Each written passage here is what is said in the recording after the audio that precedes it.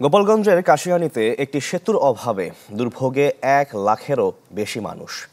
সুষ্ঠু যোগাযোগের অভাবে যেখানে বাধাগ্রস্ত হচ্ছে অর্থনৈতিক কার্যক্রম। যদিও ভোগান্তি বিবেচনায় সেতু নির্মাণের উদ্যোগের কথা জানায় LGED. Colour expert, George sap এবং মাইল্ড অন হ্যান্ডস টেকনোলজি সমৃদ্ধ অরিক্স ক্রিস্টাল ওয়াশ আপনার লন্ড্রি এক্সপার্ট।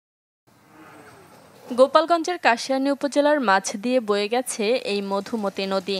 নদী তীরের 6টি গ্রামের লাখেরও বেশি বাসিন্দাদের পারাপারের জন্য রয়েছে একটি মাত্র খেয়াঘাট। বছরখানেক আগে সেখানে নির্মাণ করা হয় কাঠের একটি পুলও, তবে মাসখানেক আগে সেটিও ভেঙে যায়। জরুরি অবস্থায় অ্যাম্বুলেন্সে করে রোগী পারাপারে ঘুরতে হয় 10 কিলোমিটারের বেশি পথ। নদীর তীরে ঐতিহ্যবাহী পরানপুর হাটে ওপারের ক্রেতা বিক্রেতাদের আসতেও হয় দীর্ঘ এই পথ ঘুরে, যাতে নষ্ট হয় সময়, বাড়ে খরচও। নদীর উপর যারা বসবাস করে চর পরানপুর, পাঁচাল, সুসল, পাংখাচর, লঙ্কাচর, এরা আসা যাওয়ার জন্য এই পরানপুর এই রাস্তাটাই সবচেয়ে উত্তম।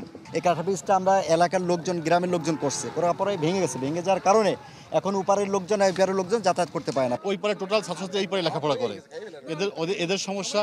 আর ওই পারের গরু বাছুর এই পারে আসতে পারে না, আমাদের হাটের সমস্যা। কোনো একটা রোগী অসুস্থ হইলে যে তারে ডাক্তারের কাছে নিতে হবে, ঠিক আছে, এই ব্রিজটা থাকলে কি হয়, দ্রুত আমরা নিতে পারি।